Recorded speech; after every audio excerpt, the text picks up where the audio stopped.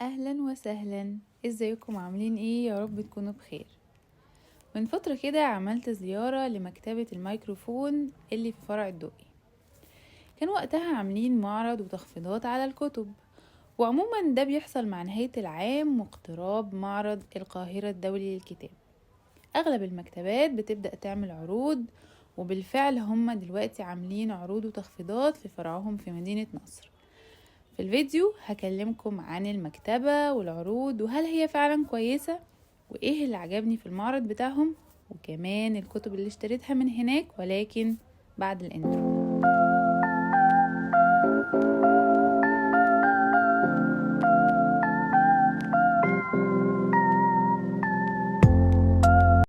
مكتبة الميكروفون من المكتبات اللي بتعرض إصدارات لكتب وروايات عدد كبير من دور النشر زي دار دون وعصير الكتب والشروق وغيرها. ليها 3 فروع، فرع في الدقي ومدينة نصر، وليها كمان فرع في محافظة اسكندرية. المكتبة مقسمة على حسب أنواع الكتب، يعني مثلا تلاقي جزء خاص بالروايات، جزء خاص بالكتب الدينية، كتب التنمية البشرية، في قسم كامل لكتب الأطفال واللعب بتاعتهم اللي بتنمي الذكاء وبتطور من مهاراتهم وقدراتهم. وهقول لكم كمان شوية أنا اشتريت ايه من هناك لمريم بنتي. عروض مهرجان مجانين كتب زي ما هما سموا المهرجان، كان عبارة عن عرض رئيسي انك تاخد خصم 10% على الكتاب، 15 على الكتابين.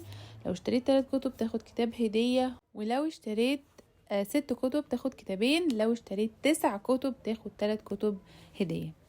العرض ده بالنسبة لي أول ما شفته طبعا كنت مبسوطة بيه جدا، ولكن بعد ما اشتريت وخدت الخصم فعلا حسيت انه خصم 10 أو 15% مش العرض المغري اللي يخليني اروح اشتري كتب كتير جدا باسعار الكتب الحالية. يعني الخصم بالنسبة للفلوس بسيط جدا، زائد انه حتى الكتب الهدية مش بتبقى اي كتب، هو ارخص كتاب في المجموعة هو ده اللي هيديهولك هدية من يعني كمية الكتب او مجموعة الكتب اللي انت اخترتها. العرض التاني اللي كان موجود عندهم هو عرض الكتب اللي عليها خصم 50%، يعني تاخد الكتاب بنص تمنه. طبعا مجموعة كتب متنوعة وحلوة جدا، ولكن العرض ده برضو ما كانش مناسبني. انا مشتريتش حاجة تقريبا من العرض ده. هي ترابيزة كده موجود عليها مجموعة من الكتب المتنوعة في جميع المجالات، ولكن سعر الكتاب نفسه غالي جدا، لدرجة انه لما حتى بيتخصم منه 50% انا برضو مش قادرة اشتريه. لاني لو حاولت مثلا انا اجيب كتابين 3، خلاص كده الميزانية اللي انا حطاها عشان اشتري بيها كمية كتب كتير جدا خلصت يعني. فالكتب كانت في العرض ده غالية جدا بشكل مبالغ فيه. فالحقيقة انه العرض ده ما كانش بالنسبة لي حلو. في ناس تانية ممكن تشوف انه لا ده عرض كويس وكده، لكن بالنسبة لي انا الحقيقة ما كانش حلو خالص. نيجي بقى للجزء المفضل او اللي حبيته قوي في معرض مجانين كتب بتاع مكتبة الميكروفون اللي في الدقي، وهو الكوليكشن بتاع الكتب اللي موجود في الروف او الطابق العلوي من المكتبة. الكتب اللي فيه كانت متنوعة جدا، وفيها كتب عربي وفيها كتب أجنبي بأسعار خاصة جدا وفعلا رخيصة. ودي اللي أنا اشتريت منها أغلب الكتب لأنها مستعملة ولكن حالتها جيدة جدا، وفي منها إصدارات يعني من دور نشر قديمة، لدرجة ان الكتب مسفرة بس الكتاب كويس. يعني الكتاب حالته كويسة بالنسبة لسعره، كان شيء بالنسبة لي حلو جدا. فدي كانت احسن حاجة في المكتبة هناك او في المعرض او في المهرجان اللي هم عاملينه صراحة. هي كانت الكتب اللي موجودة في الروف دي. كمان هم كان في ايام كده من ايام المعرض كانوا بيعملوا عرض على الكتب دي، ان اي كتاب عربي ب20 جنيه واي كتاب انجليش كان ب30 جنيه. وعلى فكرة العرض ده موجود برضو دلوقتي في المهرجان اللي فرعهم في مدينة نصر. فانا لو حبيت اكرر التجربة واروح اشتري من المكتبة كتب تاني، الحقيقة هروح على طول على المكان اللي هو فيه الكتب المستعملة او الاصدارات القديمة اشتري منها. غير كده انا هستنى اما اشتري الكتاب من دار النشر الخاصة بيه، ومش في اي وقت كمان، ده لما تكون يعني دور النشر دي عاملة بقى اللي هي ايه عروض الحرق بقى، اللي هو خلاص هم عايزين يبيعوا بأي سعر، فاحنا بقى نروح نستغل الفرصة ونشتري أكبر قدر ممكن من الكتب، ولكن بسعر يعني مناسب لحالتنا المادية علشان الميزانية ما تبوظ أكتر من كده. وعلى فكرة يعني مكتبة الميكروفون هم عندهم حق، يعني هما في الأول وفي الآخر المكتبة ليها مصاريفها، هي عايزة تكسب واحنا كمان برضو عايزين نستفيد. فبالنسبة لي أحسن جزء واللي فعلا اشتريت منه كتب كتير جدا كان اللي هو الكتب المستعملة أو الإصدارات القديمة. تعالوا بقى أوريكم الكتب اللي اشتريتها. أول حاجة هنبدأ بيها هي الكتب المستعملة زي ما بقولكم أو الإصدارات القديمة، عشان دي أكبر يعني كمية كتب اشتريتها من المكتبة. وبالمناسبة كل الكتب اللي كنت بشوفها وتعجبني كنت بشوف الأول الريت بتاعها على موقع جود ريدز، ولو لقيته عالي كنت خلاص باخدها ثقة إن هي هتكون كويسة. أول رواية معانا هي رواية جوانتنامو للكاتب يوسف زيدان من دار الشروق. دي أول رواية أقرأها للكاتب يوسف زيدان. لفت نظري كنت عايزة أعرف ما هو جوانتنامو، إيه القصة، ولما بحثت طبعا عرفت إنه معتقل في كوبا، وعرفت إن الرواية هي الجزء الثاني من ثلاثية أولها رواية اسمها محال وجوانتنامو، والرواية يعني الثالثة الأخيرة اسمها نور. وبكده يا جماعة هضطر ان انا اقرأ لازم الرواية الاولى، علشان انا بحبش اجي من منتصف الاحداث كده، الحقيقة بتوه وفي حاجات ما ببقاش فهماها قوي فبتفصل عن الاحداث. اما بقى تاني كتاب هو كتاب رسائل الاحزان لمصطفى صادق الرافعي، الشاعر والكاتب الكبير اللي درسنا له كلنا نصوص كتيرة في المدرسة. الكتاب عبارة عن 15 رسالة كتبها الرافعي لأحد أصدقائه بشكل فلسفي واعظ، يعني في موعظة بيعبر فيها عن الجمال والحب. والحقيقة اللي متحمسة أقرأه جدا لأنه تجربة أولى ليا في قراءة النوع ده من الكتب، والكتاب كان من دار عصير الكتب. من دار عصير الكتب كمان جبت رواية الشاعر المعربة على يد مصطفى لطفي المنفلوطي، برضو شاعر كبير درسنا له نصوص شعرية ونثرية في المدرسة. والرواية المعربة بتكون مختلفة عن المترجمة شوية، يعني المترجمة بتكون ترجمة حرفية جدا ما فيهاش أي صور جمالية من جمال لغتنا العربية، وإنما المعربة بيكون فيها شيء من البلاغة والفن.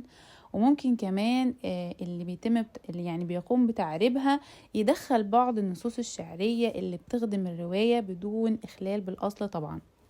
الرواية هتكون تاني رواية معربة أقرأها بعد رواية الباريسية الحسناء. الرواية اللي بعد كده هي رواية A River in Darkness أو نهر في الظلام. لفت نظري الغلاف والعنوان وحبيت اني اكتشف الادب الاسيوي، وخصوصا كمان لما عرفت ان الرواية قصة الكاتب الحقيقية لهروبه من بلده، يعني هي بمثابة سيرة ذاتية واكشن ومغامرة بقى، يعني كأني بشوف فيلم بالظبط. وانا صراحة بحب الافلام الاسيوية جدا. ده الكاتب مساجي إيشيكاوا. اتمنى ان هي تكون لطيفة. وعموما يعني كل الكتب اللي بتصدر من دار عصير الكتب بتكون قيمة جدا ومفيدة. الكتاب التالي هو رواية بعنوان Opposite of Always أو عكس عقارب الساعة، أيضا من دار عصير الكتب. من الواضح ان الكتب اللي جبتها كلها كانت برعاية عصير الكتب، وطبعا دي حاجة كويسة جدا. الرواية من تأليف جاستن رينولدز من الأدب الإنجليزي. عجبني غلافها جدا والكوتس كمان اللي عليها، يعني تصبحين على خير يا جزئي المفضل من اليوم. هل سمعتم بمقولة الوقت كالسيف؟ حسنا، هذه حكاية حول قطع سيف الوقت. أعتقد إن هي فعلا هتكون جيدة، لأني حاسها مختلفة كده، يعني فيها شوية توتر على رومانسية كده، وأنا بحب الحاجات دي. الكتاب الأخير اللي جبته من الكتب القديمة هو كتاب أنبياء الله لأحمد بهجت من دار الشروق. أنا عايزة أقول لكم إن أنا اخترت الكتاب ده من المكتبة من تحت جديد، يعني كنت هشتريه جديد. طلعت فوق بقى اللي هو الكتب اللي في الروف اللي بحكي لكم عنها، لقيته بسعر مختلف تماما والفرق كان كبير، ولقيت النسخ حالتها كويسة جدا يعني، فرجعت الجديد وأخدت ده. الكتاب فيه قصص الأنبياء، حبيت ان هي تكون في مكتبتي لأنها مش موجودة عندي، طبعا أقرأها وولادي يقرأوها كمان. فكتاب مهم جدا بالنسبة لي، بيضم تقريبا قصص الأنبياء والرسل كلهم بالتفصيل بقى، واستشهاد من القرآن الكريم. واحسن حاجة الحقيقة ان هم كلهم في كتاب واحد، يعني مش سلسلة من عدة كتب، فده بالنسبة لي افضل شيء يعني. تعالوا بقى نشوف الكتب الجديدة او الاصدارات الحديثة واللي بالطبع كانت اغلى شوية. اول رواية هي رواية الحب في المنفى للكاتب الكبير بهاء طاهر اللي فقدناه للأسف السنة دي، ربنا يرحمه يا رب. الرواية دي حصلت على جوائز كتير، ودي الرواية اللي أنا بقرأها حاليا، هي دي اللي بدأت بيها. وده تاني كتاب أقرأه لبهاء طاهر المبدع. قرأت له قبل كده كتاب بعنوان الخطوبة، كان عبارة عن مجموعة قصص، والحقيقة أنه أسلوبه في السرد بيبهرني، بيشرح التفاصيل، الناس وشوشهم، لبسهم، الأماكن حواليهم. كل جملة بيكتبها في الرواية أو القصة بتبقى بتوحي بشيء أو بيكون ليها هدف في رسم الشخصية أو القصة عموما، ودي أكتر حاجة بتعجبني في رواياته وقصصه. وإن شاء الله هعمل لكم مراجعة أول ما أخلص رواية الحب في المنفى. تاني رواية هي رواية السندباد الأعمى أطلس البحر والحرب للكاتبة الكويتية بثينة العيسى. الرواية من إصدار منشورات تكوين وتوزيع تنمية في مصر. الحقيقة الرواية دي أنا كان نفسي أشتريها من زمان، يعني مش عارفة، بشوف عنها ريفيوهات وناس كتير بتشكر فيها، فكان نفسي قوي ان هي تكون عندي وان انا اقرأها. هي ورواية برضو حارس سطح العالم لبثينة العيسى ايضا، واللي ان شاء الله ناوي يشتريها من معرض القاهرة للكتاب. يعني شايفين الاقتباس؟ فانظر بعقلك إن العين كاذبة، واسمع بقلبك إن السمع خوان. يا سلام يا جماعة، فن ومزاج عالي والله. فانا الحقيقه متحمسه اقراها جدا، ومش عارفه هي ممكن، يعني حاسه ان هي تبقى روايه تاريخيه بتحكي تاريخ البلد الكويت وكده ولا ايه، مش عارفه، بس هي اكيد هتكون تجربه ممتعه ان شاء الله. اخيرا بقى روايه خبز على طاوله الخال ميلاد. طبعا الروايه اللي كل البوك تيوبر وكل الناس اللي بتقرا وبتحب الكتب اتكلمت عنها السنه دي. هي للكاتب الليبي محمد النعاس.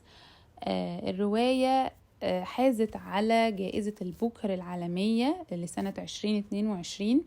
شفت لها مراجعات كتير جدا، والحقيقة ان انا متحمسة جدا جدا اقرأها. هي فيها حتة كده من قضايا النسوية على المجتمعات الذكورية الخناقة اللي يعني محوطانة بقالها فترة every time and everywhere. فانا عايزة اعرف ايه القصة الكاملة، وليه في ناس معجبهاش نهاية الرواية. أسئلة كتير فضولية جوايا يعني تجاه هذه الرواية، فعايزة أعرف يعني هي هتكون عاملة ازاي. وأكيد طبعا هشارككم منها حاجات كتير أول ما أبدأ أقرأها. ويعني بالمناسبة للي مش متابعني على الانستجرام، روحوا واعملوا لي فولو، هتلاقوا اللينك في الديسكريبشن بوكس. بنزل بقى كوتس بقى، وبيبقى فيه ريلز وحاجات كتير قوي حلوة جدا جدا جدا يعني، فلو تعملوا لي فولو يعني هكون شاكرة لكم جدا. نيجي بقى لجزء الكتب بتاع ست مريم، اللي خلاص ما بقاش ينفع ان انا اروح مكتبة او معرض غير لما لازم يكون ليها جزء من المشتريات. فاشتريت لها 3 كتب، كتابين عبارة عن جزئين، الجزء الثالث والرابع اسمه انا اتعلم منهاج المسلم الصغير. الكتاب ده حلو جدا، جواه حاجات متعلقة بالعقيدة والحديث. سعرهم كويس يعني، مش غاليين خالص. فيهم آيات قرآنية. طبعا الرسومات والحاجات اللي جوه بتشجع الطفل جدا على ان هو يتعلم ويفهم الكلام اللي بيتقال. يعني مثلا أركان الإيمان إيه هي، أركان الإسلام، طبعا فيها سيرة للرسول. فحسيت إن هي شاملة كده وفيها حاجات كتير قوي، وكلها مجمعة في كتاب واحد. فالصراحة حبيت السلسلة جدا، وقلت يعني نخلصها وممكن أجيب لها لما تكبر شوية بقية الأجزاء. يعني حسيت إن دي الكتب اللي مناسبة لسنها. الجزء الرابع من السلسلة برضو فيه نفس الحكاية. أركان إيه هي الإيمان والإسلام والإحسان، الطهارة. طبعا كل دي قضايا المفروض إن هي تكون عارفاها. برضو فضائل وأخلاق، بيكلمهم عن الصدق، عن الرحمة، عن الأمانة. وفيها طبعا جزء من الصور القصيرة للأطفال. فالحقيقة إن أنا يعني حبيت قوي السلسلة، وأنصحكم يعني لما تروحوا معرض القاهرة اسألوا على في كتب الأطفال في مكتبة نهضة مصر، يعني ممكن تلاقوا السلسلة دي هناك، أو مكتبة اسمها مكتبة سفير، بس أنا مش عارفة صراحة إذا كانت هي ممكن تبقى موجودة في معرض القاهرة الدولي للكتاب ولا لأ، بس تقريبا هتلاقوها في دار نهضة مصر. الكتاب الثالث اللي اشتريته لها كان كتاب أنشطة 1000 نشاط من مكتبة جرير. الكتاب ده برضو حلو جدا جدا جدا، وبينمي قدرات الطفل بطريقة مش طبيعية. يعني هو أكتر، يعني فيه بيتهيألي أكتر من 1000 نشاط بيلعب على قوة الملاحظة، العمليات الحسابية. هتلاقوا جوه بقى مسائل حساب وتلوين، مهارات يدوية، مثلا بازل. ممكن تلاقوا كمان في اللي هو يجمعوا كلمة، طبعا هي حلت فيه شوية يعني بس مش كتير. وصل. طبعا انا جبت يعني النسخة اللي مناسبة لسنها، او اللي هي تقدر تحل فيها او تستخدمها يعني. اكمل الحرف الناقص، كون حروف، اللي هو وصل مثلا حاجة بحاجة، علاقة ايه بايه. كل دي انشطة موجودة جوه الكتاب. في الحقيقة ان انا حسيت ان هو حلو جدا. كان فيه طبعا ليفلز من نفس السلسلة اعلى، وكان فيه حاجات خاصة بالماس اكتر. فانا شفتهم ولقيت ان ده اللي مناسب لسن مريم. برضو ممكن تلاقوا الكتاب دوت يا اما في مكتبة جرير، يا اما في الجزء الخاص بالاطفال في دار نهضة مصر. دي كانت كل الكتب لفيديو النهاردة. لو عجبكم الفيديو ومتحمسين للمراجعات القادمة ان شاء الله، ما تنسوش اللايك وكمان الاشتراك في القناة لو انتم جداد، واشوفكم على خير في فيديو تانية كتير، والسلام عليكم.